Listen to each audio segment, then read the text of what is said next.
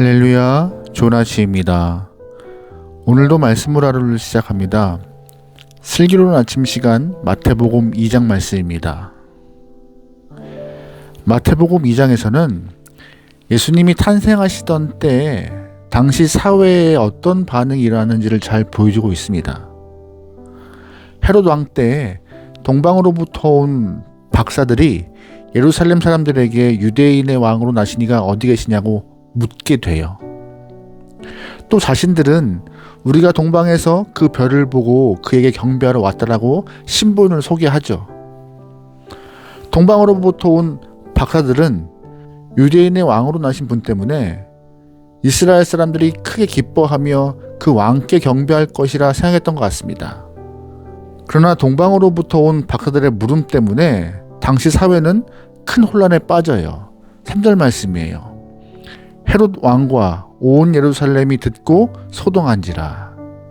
아멘. 소동하다라는 말은 어지럽히다, 불안하다, 당황하게 하다라는 뜻입니다. 다시 말해서 동방으로부터 온 박사들의 물음이 당시 사회에 얼마나 큰 영향을 미쳤는지를 알 수 있죠. 여러분, 왜 소동을 했을까요? 헤롯 왕은 자신의 왕권에 대한 위협 때문에 소동을 했을 것이고, 온 예루살렘은 새로운 왕이 등장하면 현 정권과 큰 충돌이 발생할 것이 불보듯 뻔하기 때문에 소동했을 것입니다. 동방으로부터 온 박사들이 새로 나신 왕을 찾고 있다는 소식을 들은 헤롯 왕은 모든 제사장과 서기관을 불러서 그리스도의 탄생에 대해서 묻고 베들레헴에서 나신 것을 알게 돼요. 헤롯 왕은 동방으로부터 온 박사들을 불러서 유대인의 왕으로 나신 이를 찾거든 자신에게도 알려달라고 말합니다. 동방으로부터 온 박사들은 예루살렘을 떠나 별이 멈춘 곳에 이르러 탄생하신 아기 예수를 보고 경배했으며 예물을 드린 이후 고국으로 돌아갑니다. 이러한 본문의 사건 속에서 우리는 몇 가지의 반응을 볼 수 있어요. 첫 번째 반응은 대제사장과 서기관들의 반응입니다. 이 사람들은 이스라엘의 영적 리더예요. 유대인들을 하나님의 말씀으로 바로 인도해야 될 책임이 있는 사람들이기 때문에 누구보다 아기 예수의 탄생에 대해서 기뻐하고 즐거워야 될 사람입니다. 하지만 그리스도가 어디에서 나겠느냐는 헤롯 왕의 질문에 유대 베들레헴에서 나실 것이라고 선지자의 기록을 언급한 이후 끝나버립니다. 예수님의 탄생에 크게 반응하지 않죠. 무관심한 듯 보입니다. 두 번째 반응은 헤롯 왕의 반응이었어요. 헤롯 왕은 예수님의 탄생에 대해 정권의 왕권의 위기감을 느낍니다. 헤롯은 정통 유대인이 아닌 에돔 족속 출신의 사람이기 때문에 자신의 형제를 제거하고 로마의 힘을 빌려서 왕이 되었던 인물입니다. 게다가 왕권에 위협된다고 아내와 아들까지 죽인 인물이에요. 그런데 갑자기 동방에서 온 박사들이 유대인의 왕으로 나신 이를 찾고 있다니 얼마나 놀라겠습니까? 자기 왕권에 대한 위기 또한 느꼈을 것입니다. 7절을 보면은요, 동방으로부터 온 박사들을 가만히 불러서 별이 나타났을 때를 묻고 그 아기를 찾거든 자신에게도 알려달라고, 자신도 경배하겠다라고 말하지만 헤롯 왕의 속내는 뭐예요? 자신의 왕권을 위협한다라고 생각하는 그 예수님을 죽이려 했던 것입니다. 그래서 16절을 보면은 베들레헴과 그 지경 안에 있는 2살 아래의 아이들을 다 죽이는 참혹한 일을 벌여요. 세 번째 반응은 동방으로부터 온 백사들의 반응입니다. 이들은 탄생하신 아기 예수를 보자 가장 크게 기뻐하고 즐거워했던 영혼들이에요. 게다가 아기 예수께 경배하면서 황금과 유향과 몰약의 예물을 드립니다. 이 세 가지의 예물에 대해서 신학자들의 말하기는 다 뜻이 있다 해요. 황금은 왕에 대한 예물을 상징하는 것이고, 유향은 하나님께 드리는 예물을 상징하는 것이고, 몰약은 장차 십자가에서 죽임을 당하실 예수님께 드릴 예물의 상징이라고 말합니다. 동방으로부터 온 박사들은 유대인이 아니에요. 그러나 예수님의 탄생에 누구보다 기뻐하고 크게 경배했던 모습을 본문에서 볼 수 있습니다. 우리가 이 부분에서 알 수 있는 것은 동방에서 온 박사들이나 헤롯 왕이나 대제사장, 서기관들 모두가 다 그리스도에게 집중된 것을 볼 수 있습니다. 문제는 동방으로부터 온 박사들만 하나님이 말씀하신 대로 믿고 기다리며 때가 되었을 때 탄생하신 아기 예수께 경배했던 사실입니다. 헤롯 왕이나 대제사장, 서기관들은 또한 예루살렘에 있던 사람들은 오실 메시아 예수 탄생에 대해서 미리 준비하지 않았고 별로 기뻐하지 않았어요.